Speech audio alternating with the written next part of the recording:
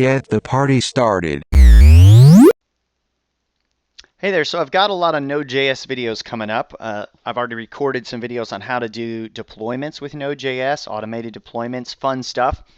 But first I wanted to answer the question with an introductory video of what is Node.js. I've had a lot of people ask me this. People are saying stuff like, hey, I've been doing PHP for a lot of years, but I don't exactly get what Node.js is. Sounds confusing, seems like it means a lot of different things, and it kind of does to some people. So we're going to answer that. The simple question is, or the simple answer is the makers of Node.js took JavaScript, which is normally confined to a browser, and they allowed it to run on your computer. So normally, JavaScript runs in the browser. It can only access your web page. But when you allow it to run, when you give it an environment to run on the machine, they took Google Chrome's V8 engine, which is an awesome JavaScript engine, and now V8 runs on your machine. And so this whole new world opens up. Now you can access the files on your computer, which you normally can't do with JavaScript. You can listen to network traffic on your computer. You can listen to HTTP requests your machine gets and send back a file. You can access databases directly, all sorts of great stuff. Basically anything you could do with PHP or Ruby on Rails, you can now do with JavaScript in Node.js. And so there's basically two categories of what people are doing with Node. They're building utilities on the machine, which is like utilities for your day in, day out development. That would be gulp, grunt, yeoman, things that you'll concatenate and build JavaScript files with. Or it'll listen to file system changes and it'll do live reload. Or, whenever you save a SAS file, it will automatically convert a CSS file. Utilities on your machine. If you see a job description that says, front-end developer, Node.js is in there somewhere, they're probably referring to this kind of Node.js. If you see a job description that says Node.js engineer, Node.js developer, they're probably talking to the other use case, which is let's build a web server, a web application with Node.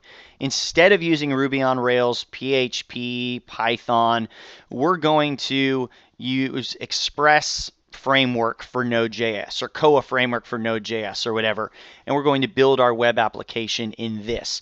And so that's kind of what the other use case is. So let's do some super basics on how this Node.js thing works. Well, for one, if you go to nodejs.org, you can install it on your machine. Then you can type node-v. There you go, I've got a version. I can actually just type node right now, and now I'm running a process, kind of a program that's running on your computer. I've now created a new process. I can type JavaScript, var a equals 1, and type a equals 1, just like I would normally do on a console. But what's different about this is this process right here runs within window. So if I go var a equals 1, then window.a equals 1, because window is my global scope. There is no window object on a Node.js process because there's no window. What there is a global object, global a equals 1. And then there's also no document object. JavaScript has a global document object, which is my HTML document that this thing's built upon. Well, this isn't tied to an HTML document. It's tied to a process, which is the actual program process that's running right now. So I have a process object, and that's kind of two differences. I'm going to Control-C twice to get out of that. And you can also, I have my module1.js right here. You can also run node module1. And I don't have to put JS, but I can. And so it runs this and exits because nothing's happening. So I can go console log hi. And then I can run that again. Hi. You can do var a equals 1, console log a. And then run that again. It says hi, it says 1. So that's kind of how you'll actually execute files, just like you would execute PHP files or something like that on your machine. And let's get into modules real quick, how modules work within Node, because this is going to apply either way. And I'm pretty much only going to get into modules, NPM, and a basic web server, and then we're done. And that's kind of going to give you the overall scope of how you program in Node.js. So modules are how you basically load one file into another. If you've used required.js, you already get the concept. Let's go var2 m2 equals require module2. So that's saying before I do any more code, I need to load in module 2. So here's my module 2. I actually have to do this, which means I'm looking for a file in the same directory. Or I could go, if there's other folders going on here, I could go folder 2 / module 2. It basically assumes .js is added, just like, if you were running a file over here. So in this case, it's in the same directory. I'm just going to require .module 2, and let's console log this, m2. Run it, and module 2 is a function. Let's actually delete that. That's from earlier stuff that I was testing the video. Module 2 is an empty object because module 2 is not exporting anything at all. I can go var a = 1, run it, still nothing. I've defined var a in here, but I'm not exporting that. To get this from module 2 into module 1, it's whatever is exporting from module 2 is what will get passed into this m2 variable. So if I go module exports a = a, so now I'm assigning a to module exports a. There you go. Now the value of a is 1. I can go module exports b = 2. And now you see I'm just basically building a whole object. You can also shorthand this, and you just go exports a = that. Same thing, works just fine. Or you can override the entire module exports object and make it a function.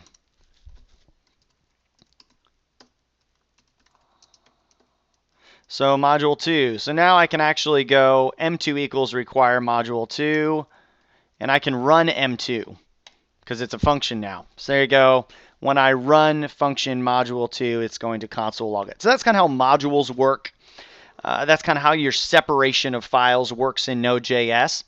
And what they've also built is this Node Package Manager, which is NPM. It comes with Node. And that allows you to actually download and manage packages, which is really cool. So I can go npm install _ it's pretty popular, module.